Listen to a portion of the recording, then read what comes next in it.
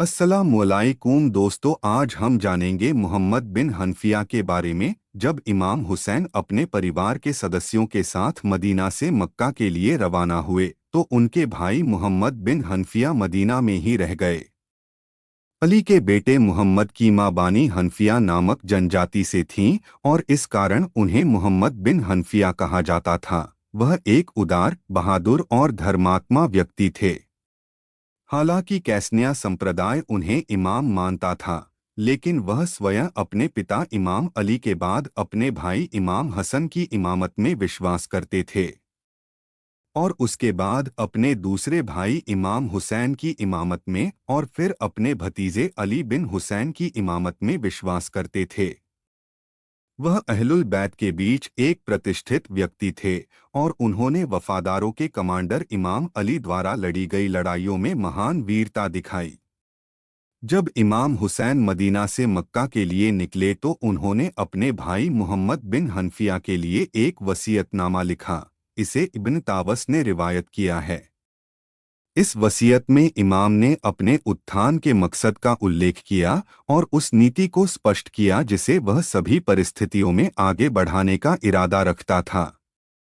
उन्होंने उन झूठे उद्देश्यों का भी उल्लेख किया जो मनुष्य को उकसाते हैं और उसे अपनी शारीरिक इच्छाओं को पूरा करने के लिए लड़ने के लिए मजबूर करते हैं, और कहा कि धर्मात्मा व्यक्ति ऐसे उद्देश्यों से मुक्त होते हैं।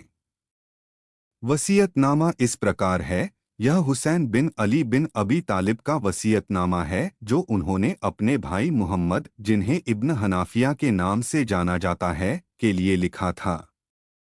वास्तव में हुसैन गवाही देते हैं कि अल्लाह के अलावा कोई भगवान नहीं है और उसके अलावा कोई भी पूजा के योग्य नहीं है और उनके पास कोई नहीं है।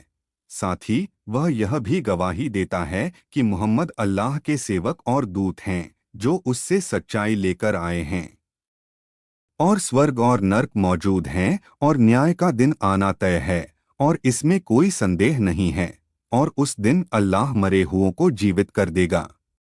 इमाम ने जो कहा उसमें वही सिद्धांत शामिल हैं जिनका पालन करना हर मुसलमान के लिए आवश्यक है, और जो उन्हें नहीं मानता वह मुसलमान नहीं हो सकता। जाहिर तौर पर इमाम के कहने का मतलब यह था कि ये सिद्धांत खतरे में हैं, और अगर मामलों को इसी तरह से जारी रहने दिया गया तो संभव है कि उस समय का शासन आस्था के इन सिद्धांतों पर हमला करने से भी परहेज न करे। वास्तव में इमाम के उत्थान का असली मकसद इन्हीं सिद्धांतों की सुरक्षा था, जिन पर इस्लाम के अन्य धार्मिक और सामाजिक सिद्धांत आधारित हैं। इमाम ने आगे कहा, मेरा यह आंदोलन जिद, विद्रोह, सांसारिक जुनून या शैतान के उकसावे के कारण नहीं है। समस्या पैदा करना या किसी पर अत्याचार करना भी मेरा उद्देश्य नहीं है। एकमात्र चीज जो मुझे इस महान आंदोलन में आमंत्रित करती है कि मुझे अपने दादा के अनुयायियों के मामलों में सुधार करना चाहिए, भ्रष्टाचार को मिटाना चाहिए, अच्छा करने का आदेश देना चाहिए और बुराई से बचना चाहिए, और अपने दादा, अल्लाह के पैगंबर और मेरे पिता अली की परंपरा का पालन करना चाहिए। इस वसीयत में उन औपचारिकताओं का उल्लेख नहीं है जो आम तौर पर आजकल बनाई गई अंतिम वसीयत का हिस्सा होती हैं। दूसरी ओर इमाम ने अपना मकसद स्पष्ट करना चाहा। वह लोगों को बताना चाहते थे कि उनका आंदोलन मानवीय जुनून और सांसारिक इच्छाओं पर आधारित कोई सामान्य आंदोलन नहीं था।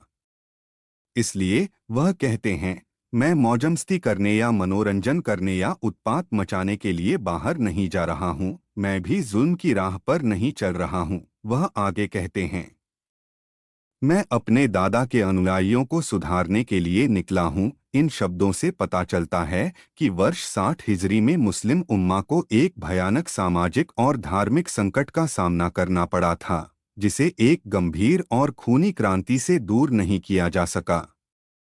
यह एक ऐसा खतरा था जिसका सामना केवल हुसैन बिन अली जैसे नेता ही कर सकते थे, जिनकी अचूकता की गवाही पवित्र कुरान द्वारा सूरह अल-अहज़ाब 33:33 की शुद्धि की आयत में दी गई है। यह एक ऐसा संकट था जिससे भाषणों और धार्मिक उपदेशों के माध्यम से नहीं निपटा जा सकता था।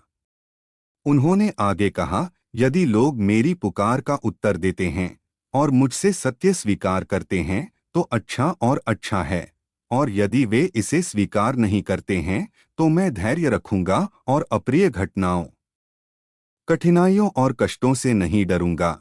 यह कहकर कि वह सब्र रखेंगे, इमाम का यह कहने का मतलब यह नहीं था कि वह हाथ पर हाथ रखकर बैठ जाएंगे ताकि यजीद जो चाहे वह कर सके। इसके विपरीत उन्होंने इस शब्द का प्रयोग इसके सही अर्थ में किया, जो एक इमाम के पद के अनुकूल है और आस्था और ईश्वर भक्ति का आधार है। दूसरे शब्दों में उन्होंने कहा, यहाँ तक कि अगर मैं अकेला हूँ तो भी मैं इस रास्ते पर चलूंगा जब तक कि अल्लाह मेरे और इन लोगों के बीच न्यायपूर्ण फैसला नहीं कर देता, और वह सबसे बुद्धिमान और न्यायाधीशों में सबसे शक्तिशाली है। इसके बाद उन्होंने लिखा, हे मेरे भाई, यह तुम्हारे लिए मेरा वसीयतनामा है। मैं अल्लाह के अलावा किसी से सहायता नहीं मांगता, मैं केवल उसी पर निर्भर हूँ और उसी के पास लौटना है। मौजूद वीडियो अच्छा लगा तो लाइक और चैनल को सब्सक्राइब करना। वीडियो देखने के लिए धन्यवाद दोस्तों।